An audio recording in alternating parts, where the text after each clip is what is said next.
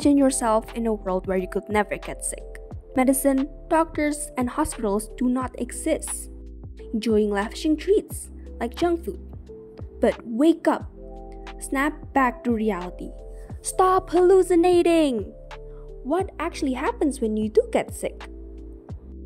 Well, in some high-income countries, such as Canada, Sweden, and Ireland, hospital bills are free or low cost. Therefore, there is no such thing as financial hardship. However, there are still many countries, especially the low and middle income countries, that are extorting money from people because of the lack of funds and investment for their healthcares. Little did you know, extravagant health expenses are the least of our worries. Most major health problems are impacted by inaccessible health systems. Reproductive, maternal, newborn, child, adolescent health, communicable and non-communicable diseases, and universal access to healthcare. Wow, that was a mouthful. It is barbaric how approximately 150,000 people die per day with an average of 7,000 deaths per hour globally. You may think, oh, it's probably because of old age. Cap. Many suffer from illness, diseases, and even suicide. The contribution of child mortality is no less than the others. Approximately 149 million children under 5 are stunted, with nearly half of all deaths in this age group linked to malnourishment, primarily in low and middle income countries due to poverty, lack of education, and nutritional deficiencies, creating a cycle of disadvantage. If you think this is not that bad, well, think again. This dilemma has even caught the attention of the World Health Organization and United Nations International Children's Emergency Fund. You may have heard something called the RMNCAH+N strategy before. But if you haven't, then sit up straight, shoulders back, get your seatbelt ready, and listen. RMNCAH+N stands for Reproductive, Maternal, Newborn, Child, Adolescent Health, and Nutrition. This strategy has the intention of reducing maternal, newborn, child, and adolescent mortality and morbidity, boosting the nutritional status in a country and the fertility plan of individual couples. The strategy focuses on enhancing healthcare by increasing funding and investments, providing targeted training for community health workers to improve the availability, accessibility, and quality of care. Financial contributions from donors are essential for achieving equitable healthcare distribution, enabling the construction of health centers and the distribution of medicines and infrastructure. However, that is only the first major problem. There are still 1 or 2 or 3, let's just say a few more to go. So, moving on to the second problem, which is one of the most common ones, which is communicable diseases. Thinking about this brings back joyful memories. If you look back to around 4 to 5 years ago, what do you remember? Playing video games all day, binge watching Netflix, K-drama, C-drama, going to school in the comfort of your own home. Does it ring a bell? Well, unless you're like 5 or 6 years old, we bet you we can read your mind. Are you thinking about the COVID-19 pandemic? This deadly virus was able to take many lives in a short amount of time. Some of you may have lost a loved one or experienced suffering from this specific virus. Why are we making you reminiscent about this spectacular memory? Simple. Because this incident highlights the risk of communicable diseases caused by pathogens like viruses and bacteria. When a pathogen enters the body, it can multiply and damage host cells, spreading through contact such as body fluids, air, contaminated surfaces, and insect bites. Viruses like SARS-CoV-2 infect human cells and can rapidly increase infection rates, often overwhelming the immune response, particularly when the population has not been exposed before. As stated in the name, communicable diseases are infectious. Whereas the next major issue that we are about to discuss is quite the opposite. Major issue number 3 is non-communicable disease, which means the disease is non-transmissible from one person to another or a silent killer. According to the Pan American Health Organization, metabolic risks like high blood pressure, obesity, and being overweight have contributed to the rise of non-communicable diseases, or NCDs, which accounted for 7 of the top 10 causes of death worldwide in 2021.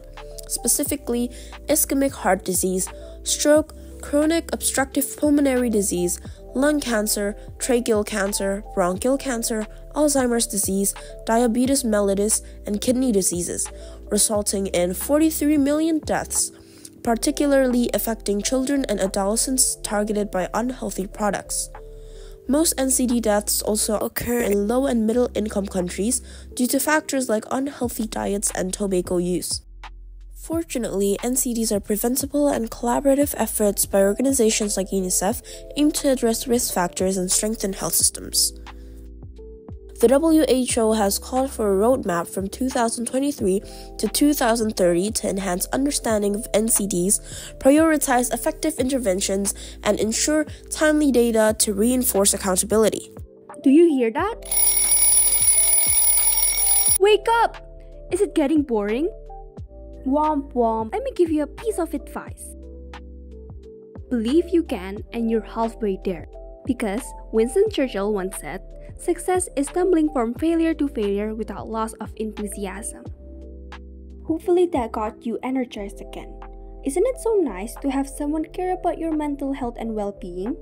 Because not everyone could have that kind of privilege. Even though health is viewed as humanity's most invaluable asset, essential for a fulfilling life, people are willing to pay high prices to maintain it. Access to adequate healthcare whatsoever is supposed to be everyone's privilege and is crucial for achieving sustainable development goals and ending extreme poverty. However, the WHO reports that over half of the global population lacks essential health services, and fewer than 1/3 of countries have improved health service coverage in the past 2 decades.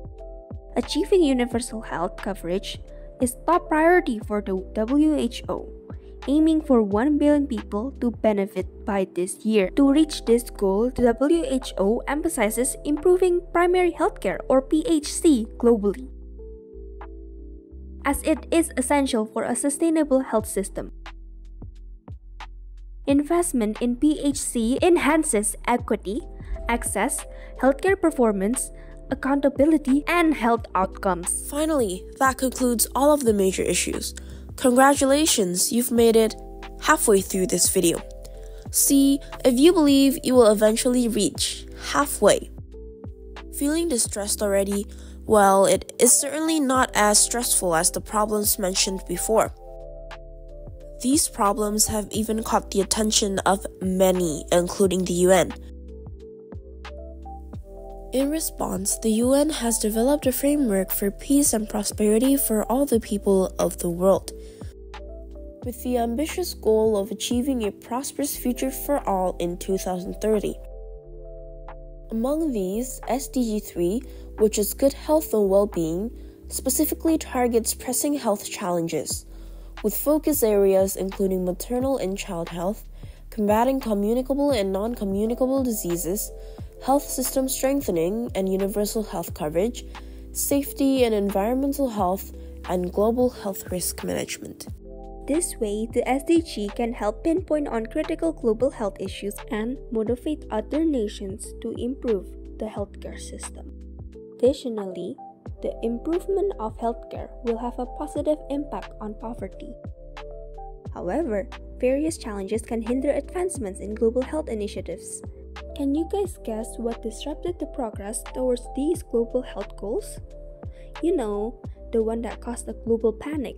If you guessed the COVID-19 pandemic, then congratulations, you are correct. This experience undermines the importance of universal access to healthcare to effectively respond to these unpredictable health crises and persistent health challenges. We're pretty sure that you've heard the word equality everywhere. What does this have to do with equality? Well, my dear, if you paid attention to us since the very beginning, you'll know. The hint is major issues. If you happen to remember, equality is related to the universal health coverage. The WHO has expanded its guidelines in an effort to promote health equity and address health disparities through comprehensive public health policies and strategies. The Health Equity Assessment Toolkit, or HEAT, developed by WHO, helps analyze and report health inequalities globally. It acts as a monitoring and warning system for widening health gaps among subgroups, enabling fair responses and evaluations. Unlike your love life, the effort for HEAT has been recognized. How do we know? Because the HEAT software has been used to analyze the inequalities during the pandemic. Anyways, to improve global healthcare standards, it's essential for governments and organizations to take action alongside establishing guidelines. The OECD and UNDP led the Global Hub on Governance for Sustainable Development Goals, or SDGs, helping nations implement the 2030 Agenda while monitoring necessary actions. Despite achievement in healthcare, progress is uneven globally, influenced by disparities in regions, demographics, and socio-economic status. The 2024 World Health Statistic highlights challenges related to SDG 3, health and well-being, revealing that access to healthcare for vulnerable groups such as people with disabilities and refugees remains limited, with only half of 84 countries providing government-funded services. Poverty and inequalities perpetuate a cycle of inadequate healthcare, leading to poor health outcomes. This underscores the need for healthcare system to adapt swiftly to evolving demographics and inequities. Since time is coming to an end for the SDG, with limited time, it's hard to find a fitting and efficient solution where it is also nearly impossible to overcome all of these major issues with just a single solution. Therefore, suggestions such as artificial intelligence or AI-propelled application, developing promotive and preventive health strategies, integrating health with economy, education, and urban planning, as well as boosting primary healthcare systems. Obviously, everyone is aware of the term AI. We're 99.99% sure that everyone watching has heard of AI or used AI at least once in their life.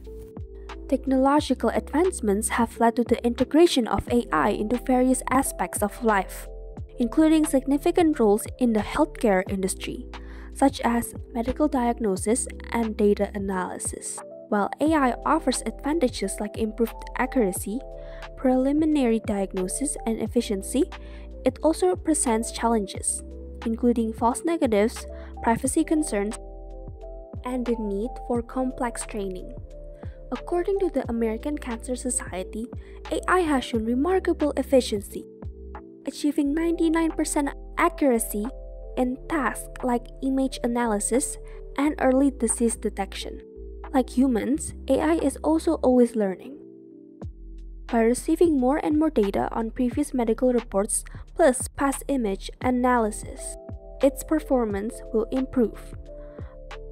However, human common sense and reasoning are essential to interpret AI-generated results effectively. Alright, thank you guys for listening. Just kidding, haha. We still have a long way to go. Now, after all that talk about equality and raising the public health standards, let's talk about the path in creating a more sustainable health globally. That is by integrating equity, collaboration, and adaptability.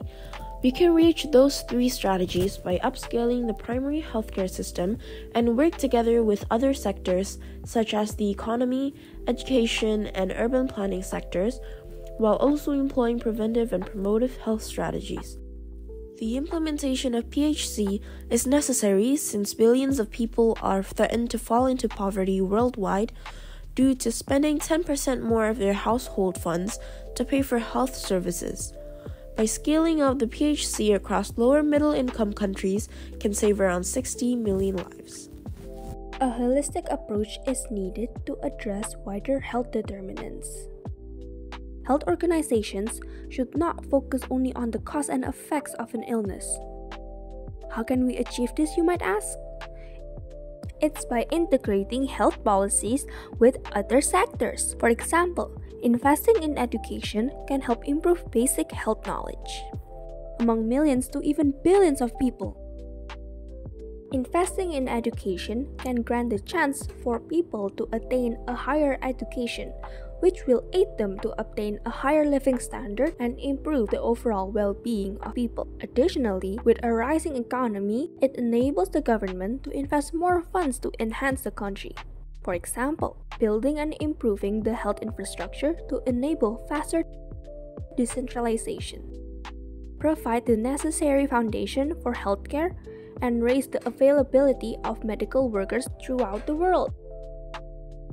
The principle that prevention is better than cure highlights the importance of preventive and promotive health strategies in public health. First and foremost, primary and secondary prevention is needed in minimizing health-associated burdens. Alright, let's start with primary prevention. Primary prevention aims to avoid the development of diseases by improving social and economic health determinants, raising awareness about medical risks, and offering consultation at personal and community levels. Now, secondary prevention will focus on prevention and early detection through incorporating evidence-based monitoring programs and preventive drug therapies to be used at early stages of infections to ensure positive health outcomes. And finally, promotive health strategies can advocate for people to take control of their own health and support healthy behaviors through multisectoral actions and health literacy efforts. We're almost there at the end. Let's do a little recap, shall we? So, with all this in mind, finding a practical and efficient way is crucial. Over time, this can yield positive outcomes. Tailored initiatives shall be implemented, especially when dealing with mortality rate, child health, universal healthcare access, and communicable and non-communicable diseases. Being ready to adapt to new technological advancements could really help. Like AI as an example. AI is starting to have a significant role in the healthcare industry. With strategic planning and patience, global healthcare will surely have significant progress in the future. That is why let us all, the young generations, make an impact and contribute to reach the goal of a better well-being and brighter future for all. Remember, POI, preventing, operating, and integrating.